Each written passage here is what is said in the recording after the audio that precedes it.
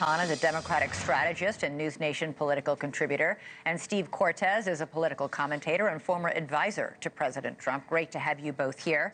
Steve, I want to start with you. The stock's cratered with the worst day this year amid rampant fears of a recession that were fueled by Trump's own comments yesterday when he twice refused to rule it out. Larry Summers said Trump refusing to rule it out is, quote, a self-inflicted wound. He's not doing much when it comes to talk about recession to quell the growing panic here. Well, Elizabeth, I think, look, a couple of facts are important to establish. Number one is that the handoff from Joe Biden to Donald Trump was miserable. For example, by one metric, that is housing affordability. We're in the worst situation ever. And you can laugh, Chris, but it's not funny to people who are trying to buy homes, particularly young people. Ridiculous. Chris, let him talk.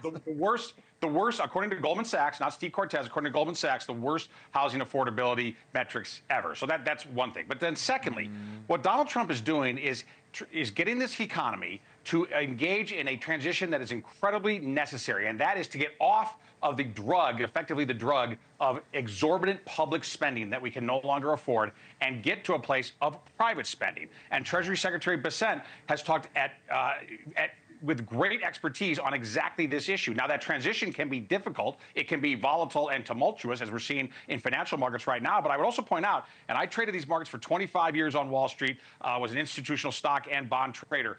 What happens on Wall Street is not necessarily reflective of what's happening on Main Street. Now, I think they both can do well. They both can do well. Yeah. But my point is, during the Biden administration, Wall Street did great. Okay? CEOs did great. Regular workers suffered miserably. Okay, Steve, I would venture to say it is not just Wall Street that is panicking here. A lot of businesses, a lot of American farmers are as well. Chris, you get to respond.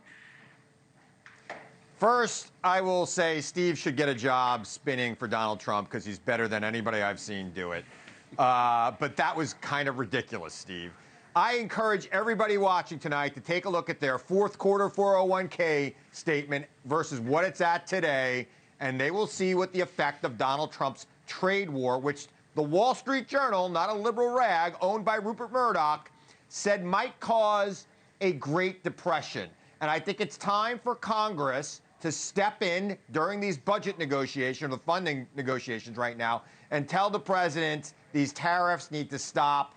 This is a ridiculous strategy. It's going to lead to ruin. Listening to him on Air Force One yesterday, it is clear to me he still doesn't know how tariffs work. And I know he's got some people around him who do know how tariffs work, and they need to, like, I don't know, do a picture book for him about how tariffs work so that he understands that he is sinking American workers. That's what he's doing here. And he's going to raise inflation, and he's going to crater our economy. Hey, Steve. Chris, this is fascinating to me. Here you are, the progressive, quoting the Wall Street Journal, which actually isn't surprising because that is the establishment, and that's who progressives line up with. When they're right, they're right. I want to quote back to you the United Auto Workers, okay? Because we on the populist right, we are for workers. And here's what the UAW said.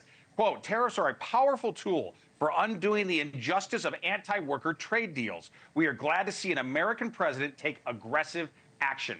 That is the UAW siding with Donald Trump. I'll take the UAW against the Wall Street Journal. Okay, Steve, the markets hate uncertainty. We're awash in uncertainty right now. Trump has, over the past few weeks, threatened tariffs, imposed them, suspended them, reimposed them, all on our biggest trading partners. It's not just the markets. Layoffs are up. Consumer confidence is down. Prices are up. Oil is down. Trump promised he would make things cheaper. He ran and won on improving the economy. Nothing right now is pointing that way. Yeah, listen, again, the handoff from Biden to Trump was incredibly problematic. I would say, in fact, you can't blame it on the handoff. He's oh my God! Hold on, it's not even 2 months in office. We absolutely, it's only intellectually honest the great economy he was to talk about the economy. No, listen, here's the reality. Okay, $36 trillion in debt. Real wages, particularly for working class Americans, declined under Joe Biden. Those are economic facts. So handed a mess. Now, we can't complain about the mess we were handed forever. We absolutely have to fix it. I will completely concede that point. Now, can it be fixed in a matter of only weeks? Probably not. Thanks so much for watching. Go to joinnn.com to find NewsNation on your television provider. And don't forget to click the red subscribe button below to get more of NewsNation's fact-driven, unbiased coverage.